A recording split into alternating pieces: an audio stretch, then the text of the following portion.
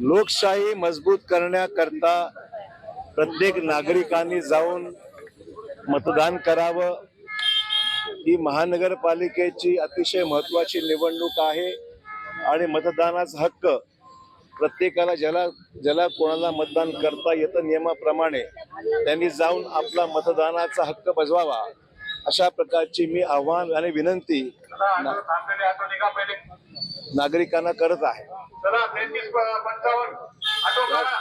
त्यामुळे मला आशा आहे की नांदेडमध्ये जी जनता विकासाच्या मागे आहे, विकास करू इच्छिते, विकासासाठी लोकांची इच्छा आहे, ते सर्व नागरिक त्यांना कल्पना आहे की विकास नांदेडचा कोण करू शकतो याची कल्पना नांदेडच्या मतदारांना आहे। ते मी त्यांना आवाहन करेल की आपला मतदानाचा हक्क बजवावा आणि नांदेडमध्ये लोकशाही मार्गाने या महानगरपालिकेने लोकनियुक्त अशा प्रकारची प्रशासन आणि त्या ठिकाणी महापौर निवडून यावा, अशा प्रकारची अपेक्षा आणि आव्हान मी आमच्या नागरिकांना करतो। साहेब, आपण काँग्रेसमध्ये होता तेव्हा 81 पैकी तब्बल 73 नगरसेवक निवडून आले होते। आता भाजपात आहात, आता काय चित्र असेल? मतदान लोकांचं सुरू आहे।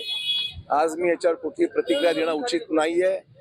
मी एवढंच आवाहन करतो की मतदान करा आणि जो विकास करू शकतो त्याच्या मागे भक्कमपणे उभं राहा। 29 महापालिकेचं मतदान सुरू आहे, किती ठिकाणी भाजप यावेळेला सत्तेत? मी आता आज काही निर्बंध आहेत, इलेक्शनची काय आचारसंहिता आहे, 29 ठिकाणी मतदान सुरळीतपणे चालू आहे आणि मी सर्वांनाच विनंती करेन की आपण जाऊन मतदानाचा हक्क आपला बजवावा आणि लोकांना जे आपल्याला पक्ष आवडतात, जे विकास करू शकतात, अशाच पक्षांना आपण मतदान करावं आणि लोकशाही अधिक सुदृढ आणि मजबूत करावी। मतदार याद्यांमध्ये अनेक घोळ आहेत साहेब, एका प्रभागातल्या मतदारांच्या दुसऱ्या प्रभागामध्ये नाव आलेले आहे।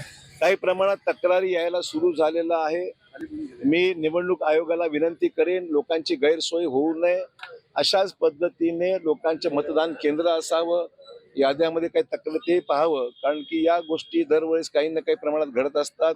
आगामी येणाऱ्या जिल्हा परिषद निवडणुकीमध्ये सुद्धा असंच काही घडू नये याकरता निवडणूक अर्थात हे किती तक्रारी आहेत, किती स्वरूपाच्या, त्यात तथ्य किती आहे हे तपासल्याशिवाय कॉमेंट करणं उचित राहणार नाही। पण कमी जास्त प्रमाणात तक्रारी ऐकू येऊ लागलेल्या आहेत। मला वाटतं की त्याची दखल संबंधित रिटर्निंग ऑफिसरने किंवा निवडणूक निर्णय अधिकाऱ्यांनी घेतली पाहिजे। विकासात्मक कामं करणारे, ज्याचा अनुभव आहे, विकास नांदेडचे करू शकतात, अशाच पक्षाचा महापौर येईल। विष्णुनगर येथे दुर्घटना घडली आणि त्यानंतर त्या ठिकाणच्या नागरिकांनी मतदानावर बहिष्कार टाकण्याची भूमिका घेतलेली आहे। प्रशासनाकडून काही तशी हे करण्यात आली? असं आहे, मला एवढं सांगायचं, कालची जी काही दुर्घटना घडलेली आहे त्याच्यामुळे आपण मतदानावर बहिष्कार करणं उचित नाहीये। आपण लोकशाही मार्गाने आपल्याला निवडणूक लढवून त्या ठिकाणी मतदान करूनच आपला प्रतिनिधी निवडून आणला पाहिजे। कालच्या घटनेची संपूर्ण चौकशी केली जाईल, त्या आयुक्तांनी मान्यही केलेलं आहे आणि त्यामुळे चौकशीप्रमाणे जे निष्पन्न होईल त्याप्रमाणे कारवाई करण्यात येईल।